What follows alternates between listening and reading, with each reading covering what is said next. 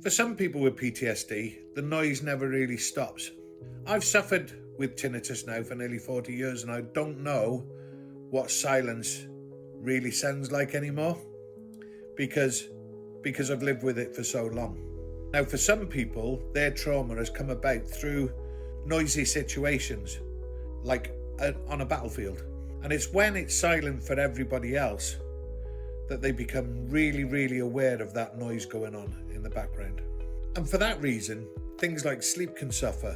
And then, if your sleep is suffering, then your mental health suffers too, because you're also having to deal with that lack of sleep. What people don't realise about tinnitus is it's not so much an ear injury.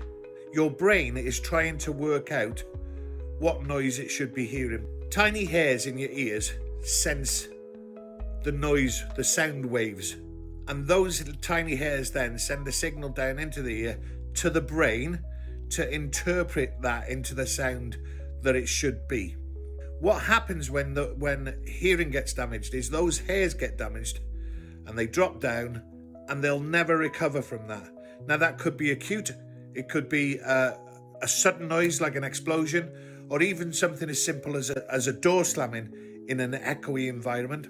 Or it can happen over time. So rather than just dropping down like this, the hairs wilt over time. So what's happening is the brain interprets that lack of noise and tells itself that you should be hearing something. You, the sufferer, should be hearing something. So it makes it up. Okay? And for a lot of us who suffer with tinnitus, that is a whistling, high-pitched noise. But for some people, it can be musical. So when you listen to something else, it's giving the brain something to think about. So it takes away that need for the brain to give you a high-pitched, loud, whistly noise. One of my favourites is listening to white noise. So at night time, I'll put on a YouTube video, something like that, with the noise of rain on canvas or on a tin roof. But you can also do it with a fan or a little bit of light music in the background. Some people like to listen to an audiobook.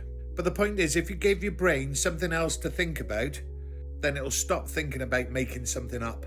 Okay, I'm going to give you a caveat here. I want you to know that my tinnitus was not brought about on a battlefield. It's just from noise on exercise and things like that. Not through a battlefield experience. So, tell me about your experience with tinnitus in the comments and follow me. I'm all right.